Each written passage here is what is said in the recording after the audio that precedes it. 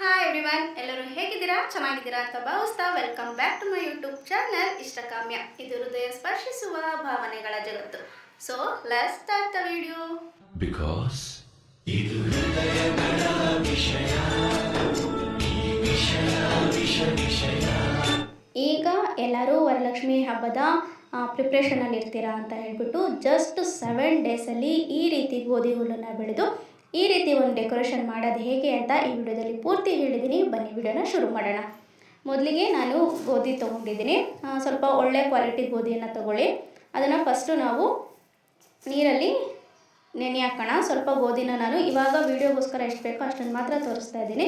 ಹಾಗಾಗಿ ಇದರಲ್ಲಿ ಸ್ವಲ್ಪ ಗೋಧಿನ ತಗೊಂಡು ಅದನ್ನು ನೀರು ಹಾಕಿ ನೆನೆ ಹಾಕಬೇಕು. ಒಂದು 7ರಿಂದ 8 ಗಂಟೆನಾದ್ರೂ ಅದು ನೀರಲ್ಲಿ ಚೆನ್ನಾಗಿ ಗೋಧಿ ನೆನೆಯಬೇಕು. ಈಗ ಇದನ್ನು ನಾನು ಒಂದು 7ರಿಂದ 8 ಗಂಟೆ ನೆನೆಯೋದಕ್ಕೆ ಬಿಡ್ತೀನಿ. ಯಾರು ಬೆಳಗ್ಗೆ ಮಾಡ್ತೀನಿ ಅಂತಂದರೆ ನೀವು ರಾತ್ರಿ ನೆನೆ ಹಾಕಿದರೆ ಅದು ಬೆಳಗ್ಗೆ ಅಷ್ಟೊತ್ತಿಗೆ ನೀಟಾಗಿ ನೆಂದಿರುತ್ತೆ. ಇಲ್ಲ ನಾವು ಸಂಜೆ ಅಷ್ಟೊತ್ತಿಗೆ ನೆಂದಿರಬೇಕು ಅಂತಂದರೆ ಬೆಳಗ್ಗೆ ಬೇಗನೆ ನೆನೆ ಹಾಕಿದರೆ ಸಂಜೆ ಅಷ್ಟೊತ್ತಿಗೆ ನಿಮಗೆ ನೀಟಾಗಿ ನೆಂದ್ಕೊಂಡಿರುತ್ತೆ.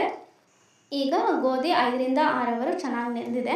ಅದನ್ನು ನೆಂದಾದಮೇಲೆ ಒಂದು ಕಾಟನ್ ಬಟ್ಟೆ ತೊಗೊಂಡು ನೀರನ್ನೆಲ್ಲ ಸೋಸಿಬಿಟ್ಟು ಆ ಕಾಟನ್ ಬಟ್ಟೆಯಲ್ಲಿ ಆ ಗೋಧಿನ ಹಾಕಿ ನೀಟಾಗಿ ಟೈಟಾಗಿ ಒಂದು ಗಂಟೆನ ಕಟ್ಬಿಟ್ಟು ನೆಕ್ಸ್ಟ್ ಅದನ್ನು ಒಂದು ಬಾಕ್ಸಲ್ಲಿ ಟೈಟಾಗಿ ಮುಚ್ಚಿಡಬೇಕು.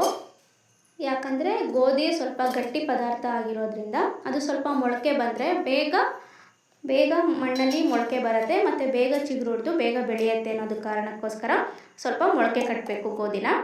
ಈಗ ನೆಕ್ಸ್ಟ್ ಡೇ ಇದು. ಈಗ ಗೋಧಿ ಎಲ್ಲ ನೀಟಾಗಿ ಮೊಳಕೆ ಬಂದಿದೆ. ಇದಕ್ಕೀಗ ನಾನು ಸ್ವಲ್ಪ ಗೊಬ್ಬರ ಮಿಕ್ಸ್ ಆಗಿರೋವಂಥ ಮಣ್ಣನ್ನು ತೊಗೊಂಡಿದ್ದೀನಿ. ಪೂರ್ತಿ ಗೊಬ್ಬರನೇ ಹಾಕೋಕ್ಕೆ ಹೋಗಬೇಡಿ, ತುಂಬ ಸೀದಂಗೆ ಆಗಿಬಿಡತ್ತೆ ಆಮೇಲೆ ಮೊಳಕೆ.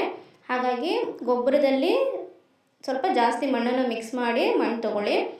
ಇದಕ್ಕೆ ಮೊಳಕೆ ಬಂದಿರೋಂಥ ಗೋಧಿನ ಮೇಲ್ಗಡೆ ಪೂರ್ತಿಯಾಗಿ ಎಲ್ಲೂ ಗ್ಯಾಪ್ ಕೊಡ್ದಂಗೆ ನೀಟಾಗಿ ಹರಡಬೇಕು. ಆಗ ಎಲ್ಲೂ ಗ್ಯಾಪ್ ಇಲ್ದಂಗೆ ನೀಟಾಗಿ ಬೆಳೆಯುತ್ತೆ.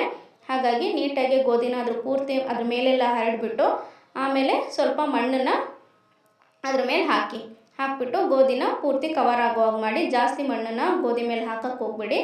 ಸ್ವಲ್ಪ ತೆಳ್ಳಗೆ ಅದ್ರ ಮೇಲೆ ಮಣ್ಣು ಹಾಕಿದ್ರೆ ಸಾಕು. ಅದು ಸ್ವಲ್ಪ ಕವರ್ ಆಗುವಷ್ಟು ಹಾಕ್ಬಿಟ್ಟು ಆಮೇಲೆ ಸ್ವಲ್ಪ ಎಷ್ಟು ಬೇಕೋ ಅಷ್ಟು ನೀರು, ತುಂಬ ನೀರನ್ನು ಸಹ ಹಾಕೋಕ್ಕೆ ಹೋಗ್ಬೇಡಿ. ಯಾಕಂದರೆ ಇವಾಗ ಮಳೆಗಾಲ ಆಗಿರೋದ್ರಿಂದ ಶೀತ ಆದರೆ ಕಷ್ಟ. ಹಾಗಾಗಿ ಸ್ವಲ್ಪ ಎಷ್ಟು ಬೇಕೋ ಅಷ್ಟು ನೀರನ್ನು ಹಾಕ್ಬಿಟ್ಟು ಸ್ವಲ್ಪ ಬೆಳಕು ಎಲ್ಲಿ ಜಾಸ್ತಿ ಬರುತ್ತೋ ಅಂಥ ಕಡೆ, ಗಾಳಿ ಆಡೋ ಕಡೆ ಅದನ್ನು ಒಂದು ಹತ್ರ ಇಟ್ಬಿಡಿ. ಮತ್ತು ಅದನ್ನು ಪದೇ ತೆಗೆಯೋದು, ಅಳ್ಳಾಡ್ಸೋದು ಆ ರೀತಿ ಎಲ್ಲ ಏನು ಮಾಡೋಕ್ಕೆ ಹೋಗ್ಬೇಡಿ.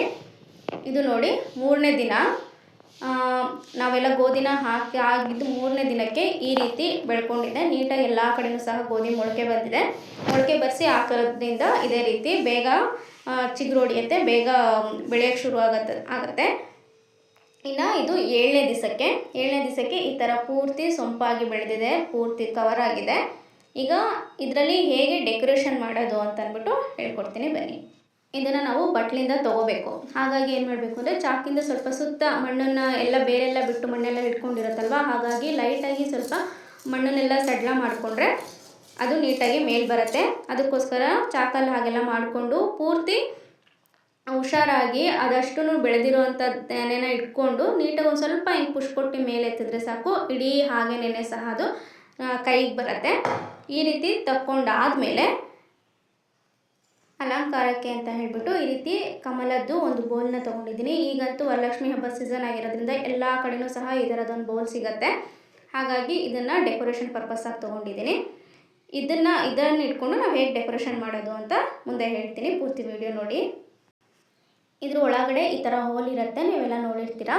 ಅದಕ್ಕೆ ದೀಪ ತೊಗೋಬೇಕು. ಅಂದರೆ ನೀವು ಯಾವುದು ವರಲಕ್ಷ್ಮಿ ಹಬ್ಬದ ದಿನ ಯಾವುದು ದೀಪ ಯೂಸ್ ಮಾಡ್ತೀರೋ ಅದೇ ದೀಪ ತೊಗೊಳ್ಳಿ. ಬೆಳ್ಳಿದಾಗಿರ್ಬೋದು, ತಾಮ್ರದಾಗಿರ್ಬೋದು, ನೀವು ಯಾವುದು ಯೂಸ್ ಮಾಡ್ತೀರೋ ಆ ದೀಪನ ತೊಗೊಳ್ಳಿ.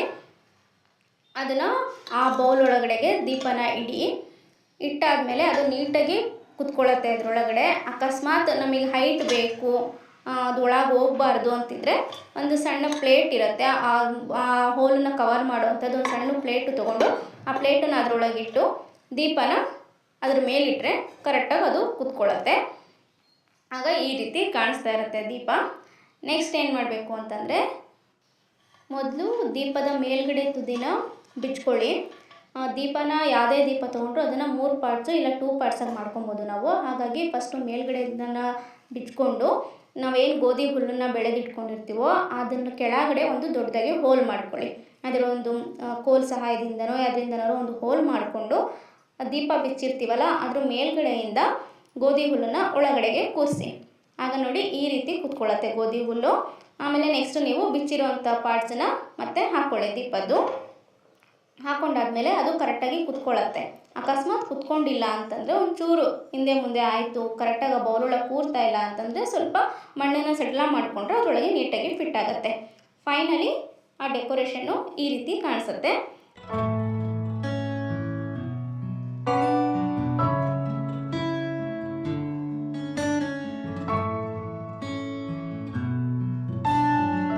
ನೋಡಿದ್ರಲ್ವಾ, ಈ ವಿಡಿಯೋ ನಿಮಗೆಲ್ಲ ಇಷ್ಟ ಆಯಿತು ಅಂತ ಅನ್ಕೋತೀನಿ.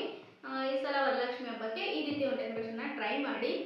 ಈ ಸಲ ವರಮಹಾಲಕ್ಷ್ಮಿ ನಿಮಗೆಲ್ಲರಿಗೂ ಕೇಳುವಂಥ ವರಗಳನ್ನೆಲ್ಲ ಈಡೇರಿಸಲಿ ಅಂತ ಹೇಳ್ತಾ, ಮತ್ತೆ ಇನ್ನೊಂದು ವರಲಕ್ಷ್ಮಿ ಹಬ್ಬಕ್ಕೆ ಸಂಬಂಧಪಟ್ಟ ಹಾಗೆಯೇ ಇನ್ನೊಂದು ವ್ಲಾಗಲ್ಲಿ ಮತ್ತೆ ಸಿಗ್ತೀನಿ. ಅಲ್ಲಿವರೆಗೂ meet you in next vlog. Until Dhan,